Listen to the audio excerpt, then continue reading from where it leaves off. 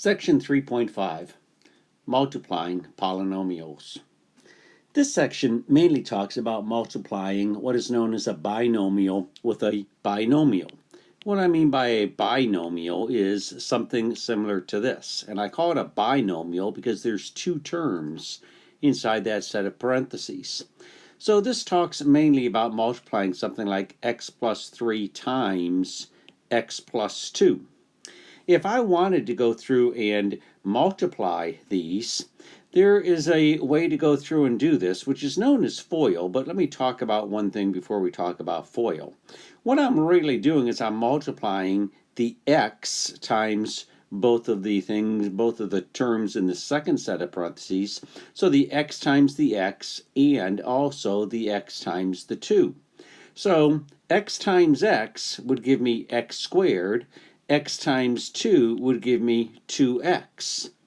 Then I would go through and I would multiply the 3 times both of those terms in the second set of parentheses. I would multiply 3 times x, which would give me plus 3x, and 3 times 2, which would give me 6. At that particular point, there are some terms that are like terms that I can put together.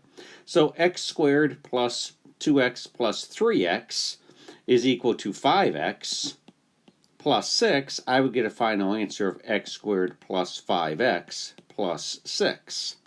And this is really what we mean by multiplying binomials. So let's talk about doing this same problem again. I had mentioned to you the FOIL method. The FOIL method is another way of doing this. It's not really another way, it's exactly what I did, but let's use the acronym for a minute.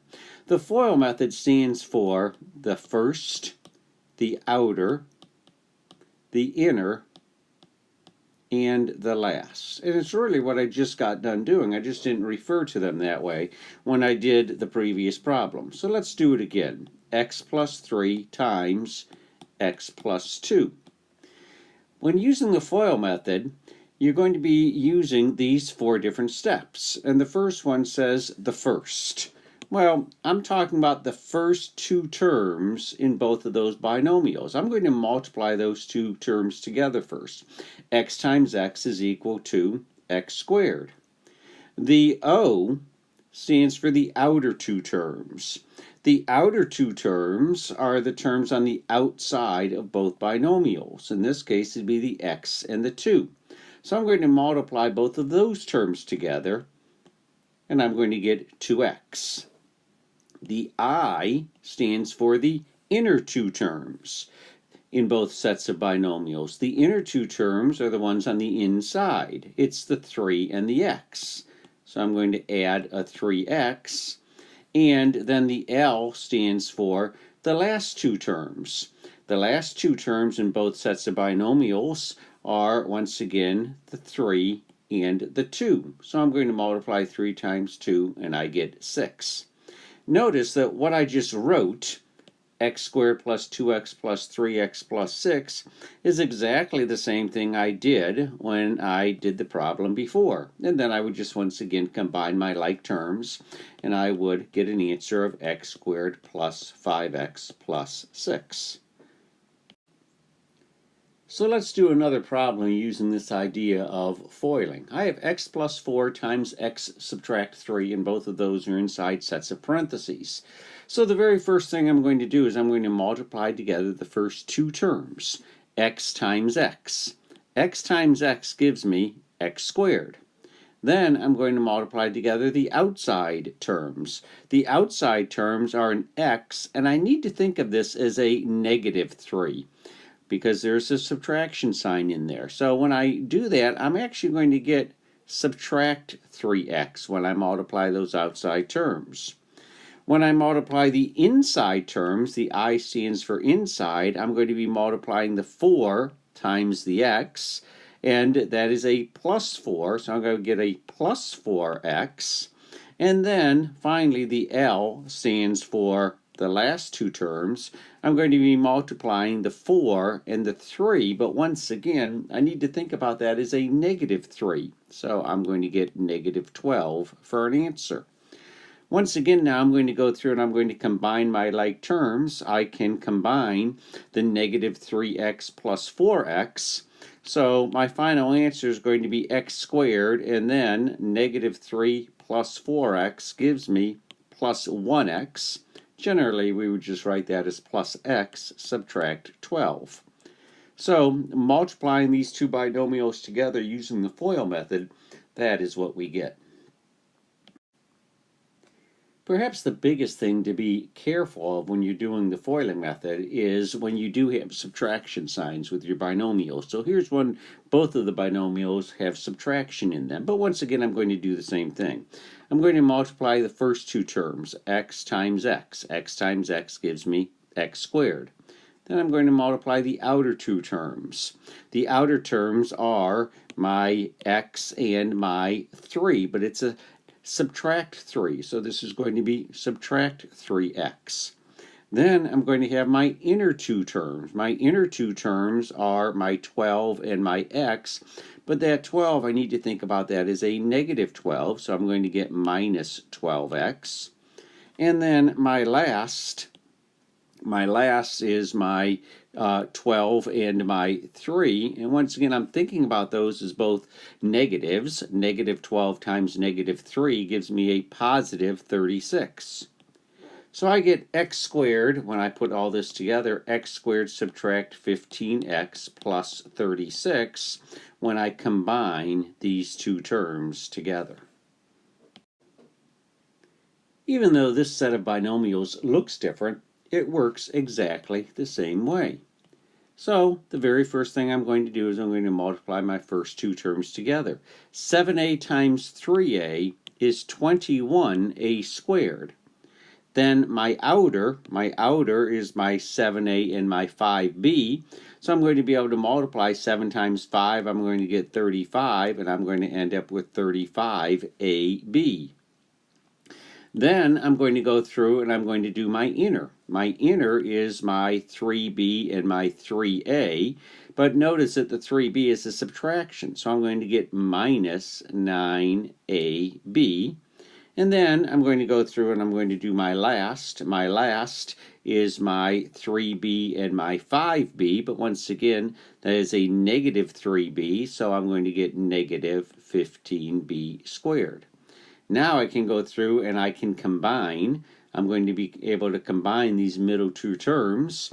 So I'm going to have a final answer of 21a squared plus 35 minus 9 gives me 26. So I have 26ab subtract 15b squared, which is the final answer.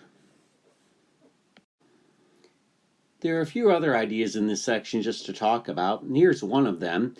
This is one that looks just like all the other ones. It's y plus 8 times y minus 8, and I'm going to go through and do it the same way. I'm going to multiply, first of all, the first two terms. Y times y gives me y squared.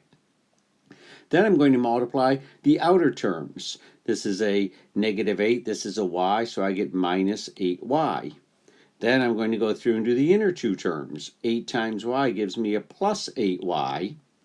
And then I'm going to go through and I'm going to do the last two terms. The last two terms being the 8 and the 8, but one of them is a subtraction, so it ends up being negative 64. In this case, notice what happens when I combine. I have a negative 8y plus 8y. Well, those are going to cancel each other out. So my final answer to this is actually y squared subtract 64, because those middle two terms dropped out. In the next course, we will talk about something like y squared subtract 64. There's a name given for that. It's called a difference of perfect squares, and we will talk about it in the next course. But as far as foiling, it works exactly the same way.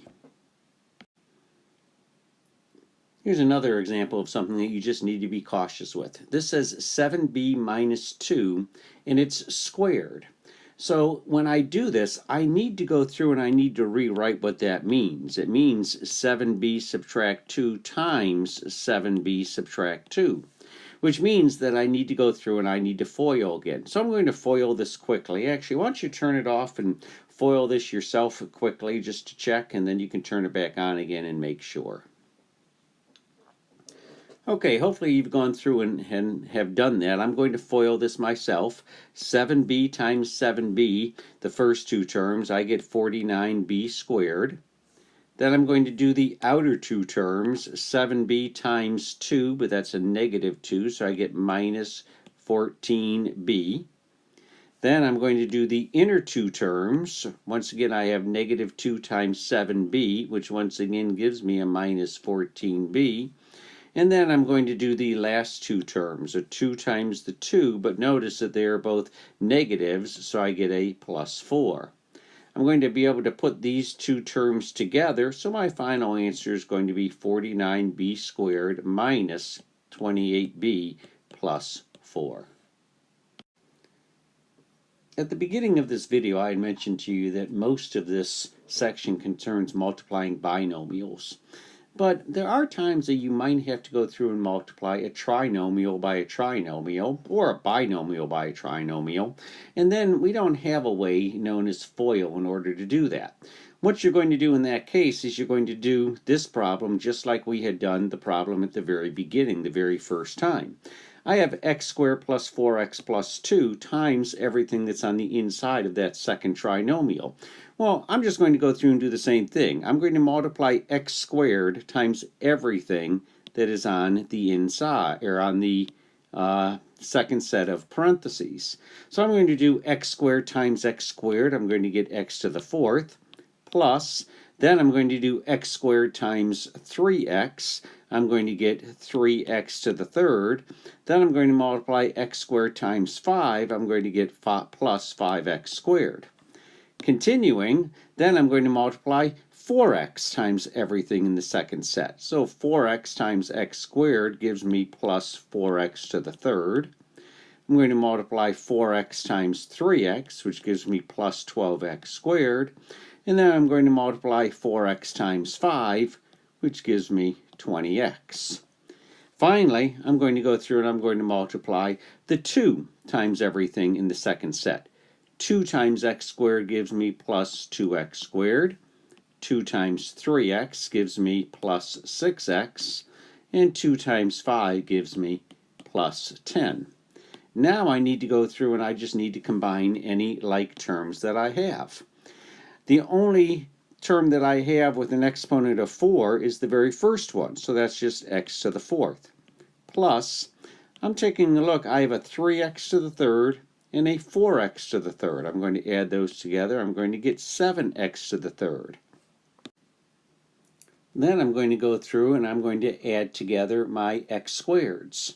Now, as I go through and do this, I have 3x squareds, a 5x squared, a 12x squared, and another 2x squared, which gives me plus 19x squared. Now, I also have two terms that have an x in them, so I'm going to be able to combine my 20x plus my 6x. I'm going to get plus 26x.